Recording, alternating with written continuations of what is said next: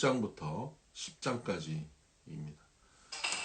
우리 성도님들 레위기 읽는 거 굉장히 부담스러워 하시는 분들 많으시죠? 예, 레위기 부담스럽습니다. 그래서 혼자 하면 참 힘들어요. 이 부담스러운 레위기를 우리 함께 한번 잘 건너가 보십시다. 레위기는 크게 두 부분으로 나눠서 보면 됩니다. 1장부터 16장까지 그리고 17장부터 27장까지 이렇게 크게 두 개로 나눠서 볼 수 있습니다. 1장부터 16장까지는 우리가 하나님 앞에 거룩하게 나아가는 길이고요. 17장부터 27장까지는 일상 속에서 거룩하게 나아가는 길입니다. 결국은 거룩하게 나가는 거죠. 레위기는 우리가 거룩하게 살아가는 모습에 대한 말씀입니다. 하나님은 우리에게 거룩을 요구하고 계시고요. 그 거룩한 삶을 살기 위해서 우리에게 꼭 필요한 말씀, 레위기 말씀이죠. 그래서 앞부분을 하나님께서 제사법도 말씀하시고 우리가 감당해야 될 우리가 가야 할 뭐 여러 가지 지켜야 할 것들 말씀하시고 그리고는 앞부분을 마무리하는 것이 16장의 대속죄일로 딱 앞부분을 마무리해 주십니다. 그리고 17장부터는 일상 속에서 우리가 지켜가면서 하나님 앞에 살아가는 모습들 말씀하시다가 25장에서 그것을 한 번에 마무리해 주세요.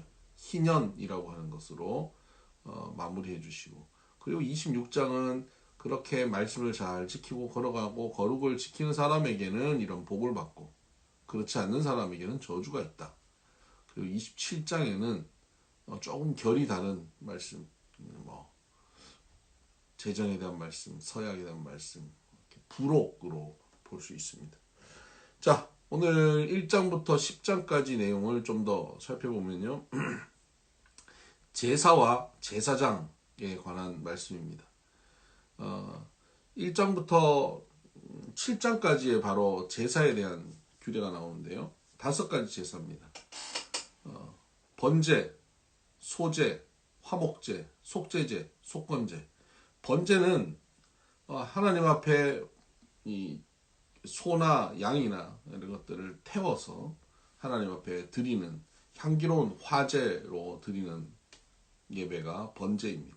소제는 곡식으로 다 짐승으로 드리는 제사인데 유일하게 곡식으로 드리는 제사.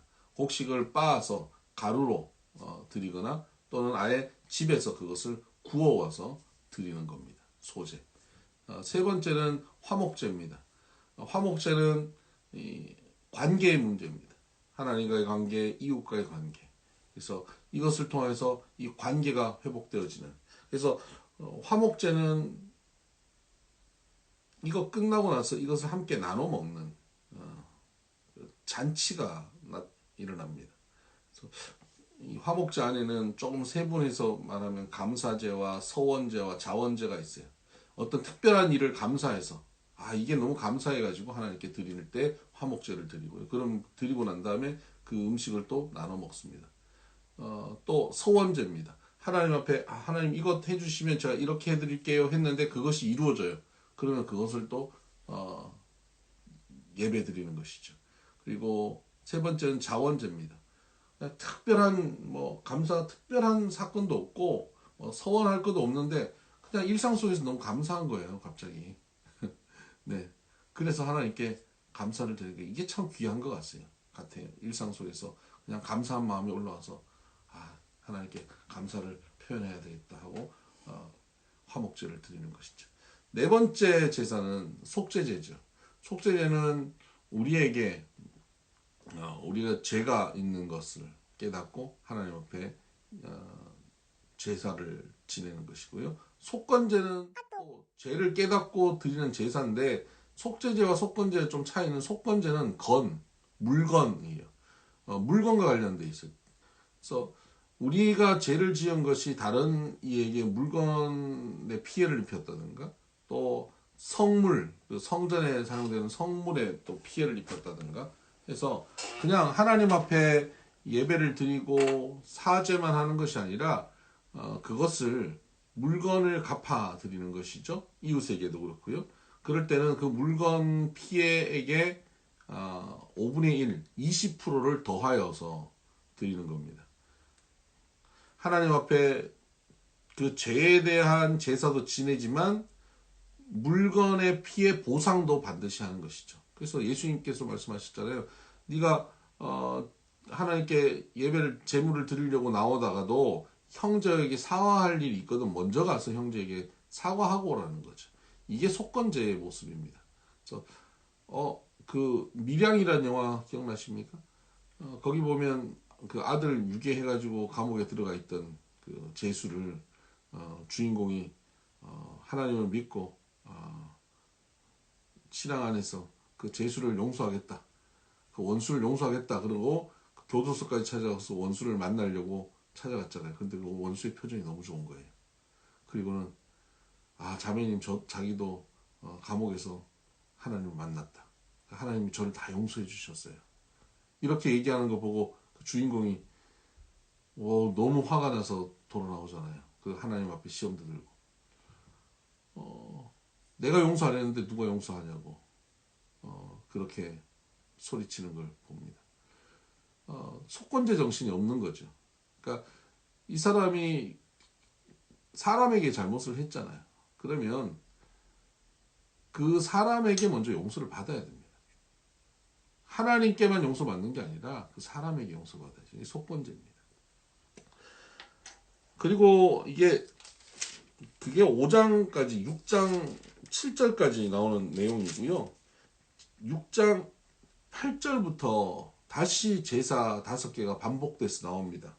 번제, 소제, 순서가 화목제 맨 뒤로 가면서 속제제, 속건제, 화목제 이렇게 나오는데 앞에도 나오고 뒤에도 나오죠. 2번 반복해서 왜 나왔을까요? 앞에 있는 내용은 회중들, 백성들이 제사를 지낼 때 제사는 어떻게 하는 것이다 라고 알려주시는 거고요. 뒤에 나오는 반복돼서 나오는 것은 그 제사를 진내하는 제사장에게 제사장은 이 제사를 어떻게 지내야 되는지를 알려주는 내용입니다. 같은 제사인데 그 대상이 다른 것이죠. 그리고 나서 이제 8장부터는 아론과 그의 아들들 나답과 아비후를 아론의 아들이 4명인데 아론이 대제사장이 되고요. 나답과 아비후를 이제 제사장으로 위임식을 거행합니다. 먼저 이들을 위한 옷을 다 만들었잖아요. 그 옷을 모세가 다 입혀주고 그리고 이들을 위해서 제사를 지내죠. 먼저 그들을 위해서 속죄제를 지냅니다. 제사장이 하나님 앞에 예배하기 위해서는 자기들이 먼저 깨끗해야 되잖아요. 속죄제를 드리고 하나님 앞에 내가 온전히 드려집니다 라고 하면서 번제도 드리고 그리고 나서 위임 제사를 지냅니다. 순양의 위임식 순양을 잡아서 그 피를 그 아론의 오른쪽 귓볼 그리고 엄지 손가락 그리고 오른쪽 엄지 발가락에 이렇게 바릅니다. 아이들에게도 마찬가지고 나답과 아비후에게도요. 그렇게 하면서 이제 위임식 제사를 지냅니다. 그리고 이들이 그 위임식 제사를 하루만 한 것이 아니라 7일 동안 지냅니다. 7일 동안 7번 반복해서 속죄제, 번제, 위임식 제사를 7번 반복해서 지내면서 이 얼마나 제사를 반복해서 매일 지내면서 제사에 대해서 익숙하게 하나님께서 만들어 가시는지 모릅니다. 7이라고 하는 것은 완전이죠. 그래서 완전하게 이들이 익숙하게 만들려고 하나님께서 하시고 8일째 이제 회중들의 장로들을 불러 옵니다. 그리고 그들 앞에 속죄제를 또 지내죠. 그리고 백성들 앞에서 속죄제와 번제를 지내는 모습을 보여줍니다. 백성들이 다 성막에 회막에 모여옵니다.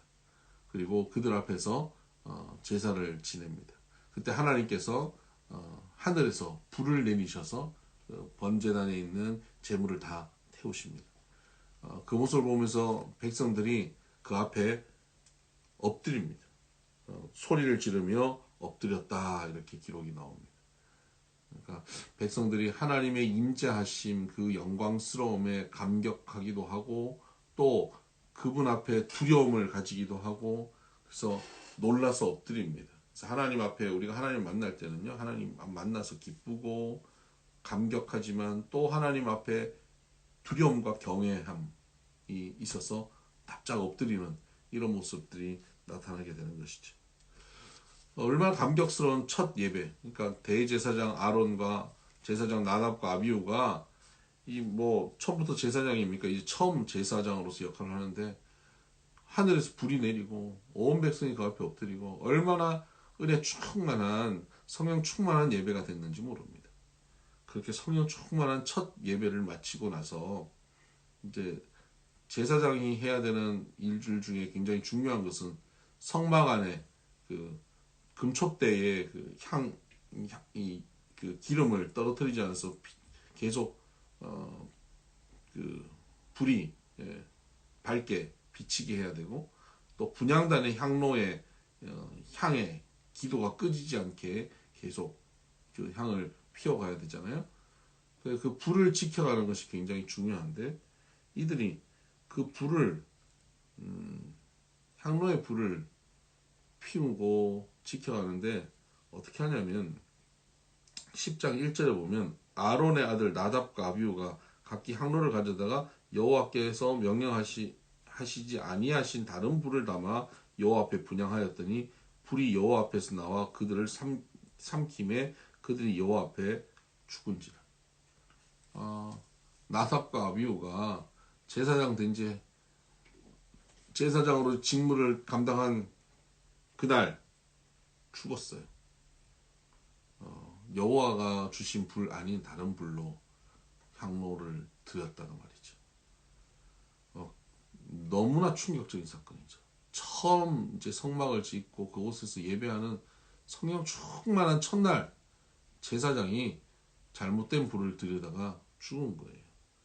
아들이 거기서 불에 타서 죽은 것을 본 아론의 마음은 어떨까요? 정말 끔찍하지 않겠습니까? 이 하나님께 거룩을 추구하고 거룩한 예배를 드리고 거룩한 백성으로 살아가기 위해서 얼마나 조심해야 하는지를 알려주는 대목이에요.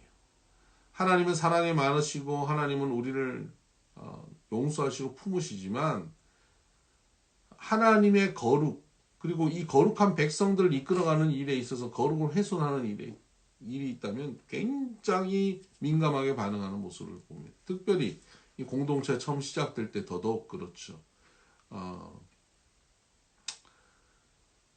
아론이 충격 가운데 있는데 모세를 통해서 하나님께서는 네가 제사를 지내지 마, 그 장례를 치르지 마라. 이 성막 밖으로 나가면 안 된다. 그리고 넌 여기서 제사를 계속 지내야 된다. 백성들이 슬퍼해 줄 것이다. 그리고 너의 두 아들, 나머지 두 아들, 엘르아살과 이다말이 있습니다. 엘르아살과 이드말이 나와서 제사장직을 감당할 것이다. 아들 넷인데 둘은 죽었고요. 나머지 둘이 감당하겠다는 거예요. 얼마나 또 이 일 또한 두렵겠습니까? 어떻게도 잘못돼서 어떻게 될지 모르는데. 그래서 하나님 앞에 나가는 이들, 특별히 하나님 앞에 더 책임 있게 서는 이들에 대해서 하나님께서는 더 무거운 책임을 요구하고 계시고 그 앞에 더 책임 있게 행동해야 함을 생각하게 합니다. 그 속죄제를 보면 제사장이 죄를 지었을 때 숫송아지를 드리고요. 온 회중이 죄를 지었을 때도 숫송아지를 드려요. 제사장 한 명의 죄와 온 회중의 죄가 동일한 제물을 가지고 드리는 것을 봅니다. 그걸 보면서 하나님 앞에 책임을 진 리더십들이 얼마나 더 무게 있게 그 일을 감당해야 하는지를 돌아보게 되는 시간입니다.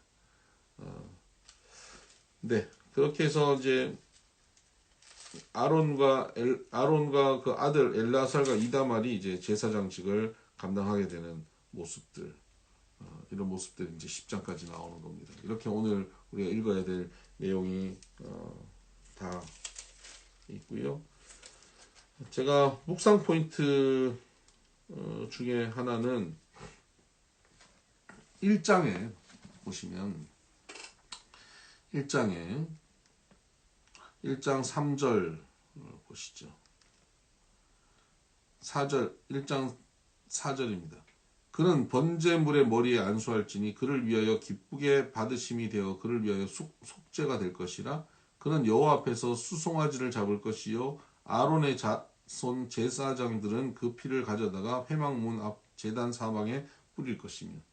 이제 번제를 드리는 규례를 말씀하시면서 수송아지를 가져와서 지내는 경우에는 수송아지에게 안수하고 수송아지를 잡는 거예요. 여러분, 이 예물은 누가 잡을까요? 누가 죽일까요? 제사장이 죽이겠습니까? 그 제사를 돕는 또 다른 레위인이 죽일까요? 아니면 그 제물을 끌고 온 당사자가 죽일까요? 당사자가 죽입니다. 그러니까 여러분이 하나님께 예배를 드리려고 수송아지를 끌고 가요. 그러면 여러분이 그 수송아지를 죽이는 거예요. 이게 송아지를 죽이는 게 쉬운 일이 아닙니다. 뭐 전문적인 도살꾼인 경우는 몰라도 쉬운 일이 아니에요. 심장을 찌른다든가 목을 딴다든가 이 정수리에 찍어서 죽이는 게 이게 쉬운 일이 아니에요. 그리고 특히 이거 가축을 가져와야 되거든요. 자기 집에 있는 키우던 가축들, 흠 없는 가축들 중에 하나를 가져오는 겁니다. 그러니까 나와 교감이 있는 짐승이죠. 그 짐승의 머리에 손을 얹고 안수를 해요. 그 안수를 할 때 나의 죄가 다 이 소에게 전가되고 이 소의 흠 없음이 나에게 옮겨오는 겁니다. 그러니까 예수님으로 비교하면 우리의 죄는 예수님께 다 전가되어서 예수님은 우리의 모든 죄를 가지시게 되고 또 예수님의 흠 없는 거룩함이 우리에게 다 연결되어서 옮겨오는 것이죠. 이게 제사입니다. 그래서 우리가 그 안수를 함으로 소나 양에게 우리의 죄가 다 전가되고요. 그 소를 내 손으로 잡는 거예요. 피가 튀어요. 실제로 이것을 요즘 체험해보는 사람들이 있어요. 뭐 유대인들도 그렇고요. 그 체험해보는 사람들의 증언을 들어보면 사람들이 소나 양을 잡을 때 한 번에 못 죽인대요. 나중에는 찌르고 해서 막 뼈가 부러지고 나중엔 피가 튀는 정도가 아니라 뭐 살점이 튀고 뼈가 튀고 너무너무 끔찍하답니다. 그리고는 눈물 없이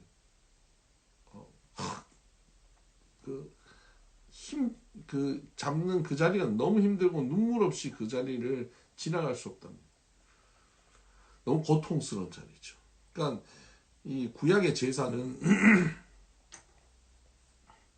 굉장히 우리가 생각할 때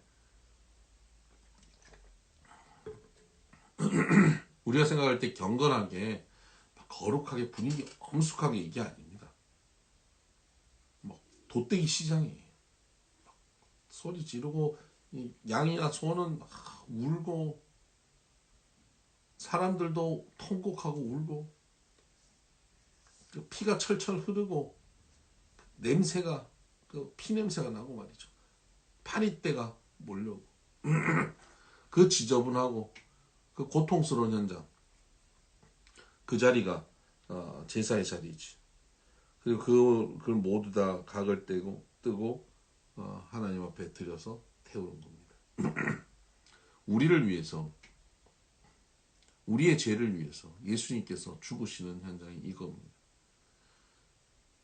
끔찍한 겁니다. 끔찍한 죽음을 당하시면서 우리의 죄를 씻어주신 겁니다. 우리의 죄를 씻어서 우리가 거룩하게 되기 위해 이토록 끔찍한 그 생명의 죽음이 있는 것이죠. 우리의 죄가, 우리의 연약함이 이렇게 끔찍한 결과를 가져온다는 것입니다. 여러분, 오늘 우리의 그냥 자연스러움이 있지 않습니까? 사람이는 누구나 그럴 수 있다. 사람이 다 그렇지 하는 그 자연스러움이 사실은 이 끔찍한 결과를 만들어내는 그 자리 누가 죽었어야 됩니까? 내가 죽었어야 되는 거. 내 피가 튀고 내 뼈가 튀고 내 살점이 튀는 것, 내가 그렇게 돼야 되거든요. 근데 그 자리에 주님이 그 일을 감당하셨다는 것이죠. 그래서 이 레위기를 읽으면서 주님의 십자가의 사건이 얼마나 나를 사랑하시는 사건이며 또 그 사건을 통해서 내가 거룩한 백성이 될 수 있다는 것, 그걸 좀 묵상할 수 있는 시간이 됐으면 좋겠습니다. 여러분, 레위기 읽어가는 것이 좀 어려울 수 있는데 오늘 한번 잘 넘어가시길 바랍니다. 주님 십자가 사건을 잘 묵상하면서 차근차근 읽어보시면 굉장히 은혜스러운 시간이 될 것입니다. 네, 오늘도 주님과 동행하는 복된 날, 성령 충만한 날 되시기를 주님의 이름으로 축복합니다. 샬롬.